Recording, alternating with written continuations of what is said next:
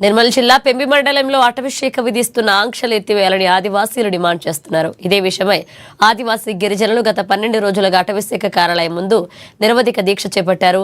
దీక్షా శిబిరాన్ని సందర్శించిన Karapur MLA Vedma Bojju collector దృష్టికి తీసుకువెళ్లి సమస్యలన్నీ పరిష్కరిస్తారని హామీ ఇచ్చారు. దీంతో ఆదివాసీ గిరిజనులు తమ దీక్షను విరమించారు.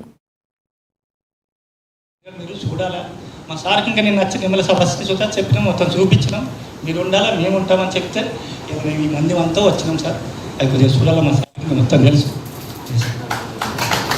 మేము అడవుల డెలివరీకి వెళ్ళేటప్పుడు అడవుల మధ్యలో డెలివరీ అవుతుంది అంటే జంతువా మనిషి? ఇప్పుడు మాకు ఉన్నది ఒక్కప్పుడు చెబుతుంది, ఎప్పుడో ఒకసారి చెప్పినా ఇప్పుడు చెప్తుంది సార్. అప్పుడు నక్సలైట్ అని మమ్మల్ని ఇబ్బంది పెట్టి ఆండే 2019 మరి మీ మీద కేసు పెట్టచ్చా? ఒక్క చెట్టు ముడుతుంది సార్, కేసు నడు అంటారు. మరి మా పంటలన్నీ పాడు చేస్తున్నాయి కదా, మరి మిమ్మల్ని ఏమనాలి సార్?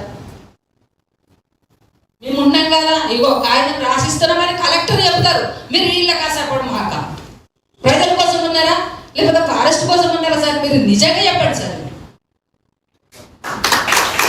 పెట్టుకున్నా సార్, నేను నీకు వారం 15 రోజులనే బావి తోడి ఖచ్చితంగా మీ అల్లంపల్లి అందరికీ నేను తాగే నీరు ఖచ్చితంగా సప్లై చేస్తాను సార్ అన్నారు సార్. ఇప్పుడు దాకా దానికి జాడ లేదు, ఊసలేదు సార్, ఇంకొస్తలేదు సార్.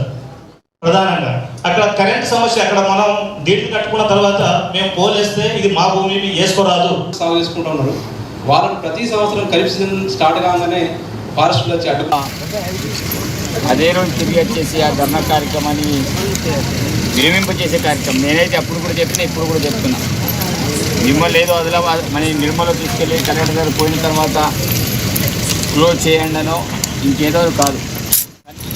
మీకు ఏదైతే ఫస్ట్ అయితే ఐరన్ బ్రిడ్జ్ దొత్తివాగుతో పాటు మీకు ఇట్యాల నుంచి దోమదారి వరకు 3 బ్రిడ్జ్లు, అదేవిధంగా దొత్తివాగుది 4వ బ్రిడ్జ్.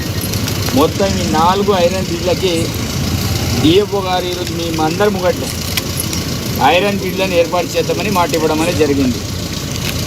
కాబట్టి కనీసం రోడ్డు కాకపోయినా మీకు కనీసం ఐరన్ బ్రిడ్జ్లు అవుతాయి. అంటే మీ రాకపోకలన్నీ కూడా జరుగుతాయి, ఒక దరిద్రం వదిలిపోతుంది. ఉండాలి, కొట్లాట చేయాలి. కొట్లాట చేసినప్పుడే సమస్యలకు పరిష్కారాలు దొరుకుతాయి. మీరు అనుకోవచ్చు మా ఊడిగా సార్ చెప్తే అయిపోతుంది, కొన్ని చెప్తే అయితే కొన్ని ధర్నాలు చేసినా అవుతాయి. అందుకే ప్రజాస్వామ్యాన్ని కల్పించినాం రాష్ట్రంలో ముఖ్యమంత్రి. గతంలో మీరు ధర్నా చేసి కూడా అర్హత లేకుండా, కానీ ఇప్పుడు మీరు ఎన్ని రోజులైనా ధర్నాలు చేయొచ్చు, కొంత కొట్లాట చేయొచ్చు అనే ఆలోచనతో ప్రజాస్వామ్యబద్ధంగా ఈరోజు మీరు కార్యక్రమాన్ని చేశారు. సంతోషం అనిపించింది. నేను ఈరోజు అక్కడ డిఎఫ్ఓ గారు కూడా మన కోసం కొంత పాజిటివ్గా ఆలోచన చేయడం, మరి అనేక సమస్యలు మీ ఇళ్ళకి సంబంధించిన విషయం కూడా మాట్లాడడం అనేది జరిగింది. అదేవిధంగా మీ సర్పంచ్ అయితే చాలా మంచి విషయాలు చెప్పిండు. అట్లే సార్ ప్రధానమైన సమస్య మాకు టవర్ కూడా ప్రాబ్లం ఉంది. ఏమని చేద్దామంటే నెట్వర్క్ లేదు, అక్కడ కంపల్సరీ చేయాలని చెప్పడం అనేది జరిగింది. కాబట్టి ఆ యొక్క దాంట్లో ఎలాంటి పారిశ్రామిక సమస్య లేదు. ఆల్రెడీ డిఎఫ్ఓ గారు కూడా దాన్ని కూడా అన్నారు. రెవెన్యూ ల్యాండ్ అన్నప్పుడు నేను ఏం అబ్జెక్షన్ చేయాలి సార్ టవర్ విషయంలో తను కూడా మాట ఇవ్వడం అనేది జరిగింది. నేను త్వరలోనే కలెక్టర్ గారు, డిఎఫ్ఓ గారు, నేను నాతో సహా త్వరలోనే మీ ప్రాంతానికి వచ్చేస్తాం. సరే ఈ ఏడు కాకపోయినా కనీసం మనకు శాంక్షన్ వచ్చి రెడీ ఉంటే ఈ ఐరన్ బిల్డింగ్ కనీసం వర్షాలు తగ్గినప్పుడైనా మనం పనిచేయడానికి ఆస్కారం ఉంటుంది. కనీసం వచ్చే సంవత్సరం నుంచి అయినా మనం దాని నుంచి పైనుంచి పోవడానికి ఆస్కారం ఉంటుంది.